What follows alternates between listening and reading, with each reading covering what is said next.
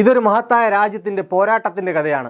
ആയിരക്കണക്കിന് വർഷങ്ങളുടെ ചരിത്രമുള്ള, തലമുറകൾ സ്വാതന്ത്ര്യത്തിനായി ചോര നൽകിയ നമ്മുടെ ഇന്ത്യയുടെ പോരാട്ട വീര്യത്തിൻ്റെ കഥ. അതിർത്തിയിൽ നമുക്ക് ജീവൻ പണയം വെച്ച് കാവൽ നിൽക്കുന്ന സൈനികരുടെ മുന്നേറ്റത്തിൻ്റെ കഥ. നമ്മൾ ശാന്തമായി ഉറങ്ങുന്നുണ്ടെങ്കിൽ ആ ഉറപ്പ് നൽകുന്നത് നമ്മുടെ സൈനികരാണ്.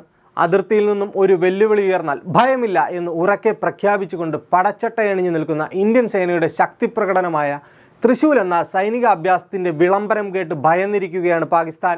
കര, വ്യോമ, നാവിക സേനകളുടെ 3 മുനകളാൽ ശത്രുവിനെ തകർക്കാൻ ശേഷിയുള്ള ഇന്ത്യൻ സേനയുടെ സൈനിക അഭ്യാസമാണത്. ശത്രുവിൻ്റെ ഉറക്കം കെടുത്തുന്ന ഈ സൈനിക നീക്കം ലോകത്തിന് നൽകുന്ന സന്ദേശം എന്താണ്? ഉണരുക, കാണുക ഇന്ത്യയുടെ കരുത്ത്. പ്രതിരോധ മന്ത്രി രാജ്നാഥ് സിംഗ് പറഞ്ഞ വാക്കുകൾ ഓർക്കുക.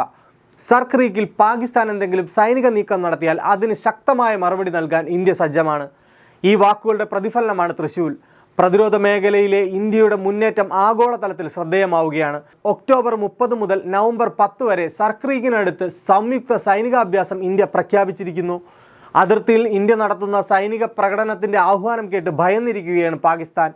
മധ്യതെക്കൻ വ്യോമപാതകളിലൂടെയുള്ള വ്യോമസഞ്ചാരം തന്നെ പാകിസ്ഥാൻ അതോടെ നിയന്ത്രിച്ചു. അതിർത്തിയിലെ ഇന്ത്യയുടെ നടപടി കേവലം സൈനികാഭ്യാസം മാത്രമായിരിക്കില്ല, മറിച്ച് ആയുധ പരീക്ഷണം കൂടിയാകുമെന്ന കണക്കുകൂട്ടലിലാണ് പാകിസ്ഥാന്റെ നടപടി. ലോകത്തിലെ ഏറ്റവും ശക്തമായ വ്യോമസേനകളുടെ റാങ്കിങ്ങിൽ 3ാം സ്ഥാനത്താണ് ഇപ്പോൾ ഇന്ത്യ. പാകിസ്ഥാൻ അതിർത്തിയിൽ നടത്തുന്ന സൈനിക അഭ്യാസത്തിൽ ഇന്ത്യ ഏത് ആയുധങ്ങളാണ് പുറത്തെടുക്കുന്നത് എന്ന ആകാംക്ഷയിലാണ് ലോകരാജ്യങ്ങൾ. ആകാശക്കരുത്തിൽ ഇന്ത്യ ലോകത്തിന് മുന്നിൽ തല ഉയർത്തി നിൽക്കുകയാണ്. ആ കരുത്തു തന്നെയാണ് ഇന്ത്യ സർ ക്രീക്കിൽ നടത്താൻ പോകുന്ന സൈനിക പ്രകടനത്തിൻ്റെയും മുഖ്യ ആകർഷണം. നമ്മളുടെ ആകാശത്തിൻ്റെ കാവലാളായ റഫാൽ വിമാനങ്ങൾ ശത്രുവിൻ്റെ ഏത് നീക്കത്തെയും നേരിടാൻ തയ്യാറാണ്. റഫാലിനൊപ്പം തേജസ് 30 MK1A മിഗ് വിമാനങ്ങളും തോളോട് തോൾ ചേർന്ന് അണിനിരക്കുമ്പോൾ ലോകത്തിലെ ഒരു ശക്തിക്കും ഇന്ത്യയുടെ ആകാശത്തെ വെല്ലുവിളിക്കാൻ കഴിയില്ല.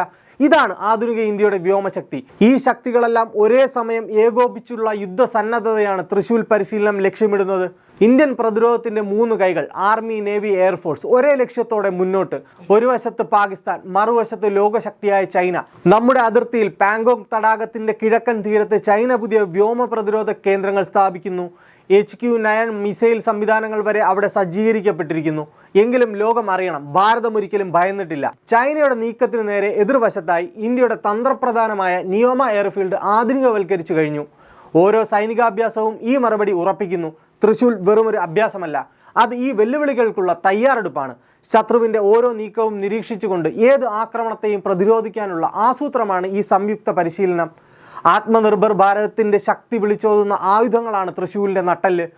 തദ്ദേശീയമായി നിർമ്മിച്ച ആകാശ് മിസൈൽ സംവിധാനം, ആകാശത്ത് ഒരു ശത്രു വിമാനത്തിനും രക്ഷപ്പെടാൻ കഴിയില്ല എന്ന് ഉറപ്പുവരുത്തുന്ന പ്രതിരോധ കവചം, അറബിക്കടലിൽ വ്യോമസേനയും നാവികസേനയും തമ്മിലുള്ള ഏകോപനം ശക്തിപ്പെടുത്താൻ INS വിക്രമാദിത്യ, INS വിക്രാന്ത് പോലുള്ള വിമാനവാഹിനി കപ്പലുകൾ അണിനിരക്കും. അതോടെ കടലിലും കരയിലും ആകാശത്തും ഇന്ത്യയുടെ പരമാധികാരം ഉറപ്പിക്കാനുള്ള കരുത്ത് ഇന്ത്യക്കുണ്ട് എന്ന് ലോകത്തിന് കാട്ടിക്കൊടുക്കാൻ കഴിയും. നമ്മുടെ എഞ്ചിനീയറിംഗ് വൈദഗ്ധ്യം ലോകോത്തരമാണ്. എന്നാൽ ആയുധങ്ങളല്ല നമ്മുടെ ഏറ്റവും വലിയ ശക്തി, അത് നമ്മുടെ വൈമാനികരാണ്. ലോകത്തിലെ ഏറ്റവും മികച്ച പരിശീലനം നേടിയ പൈലറ്റുമാർ, ഇന്ത്യക്ക് വേണ്ടി ജീവൻ നൽകാൻ സന്നദ്ധരായ ധീരരായ പോരാളികൾ, അവർ തന്നെയാണ് നമ്മുടെ കരുത്ത്. തൃശൂർ കേവലം ഒരു അഭ്യാസത്തിൻ്റെ പേരല്ല, അത് അയൽക്കാർക്ക് നൽകുന്ന വ്യക്തമായ സന്ദേശമാണ്.